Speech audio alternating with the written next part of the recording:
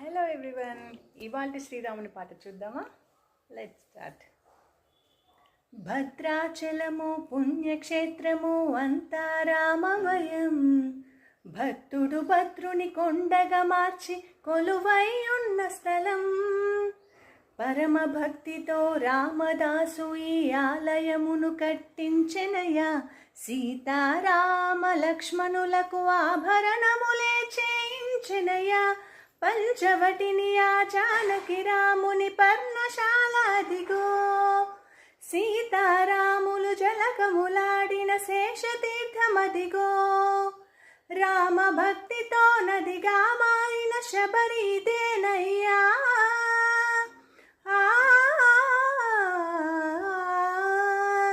రామ భక్తితో నదిగా మారిన శబరిదేనయ్యా.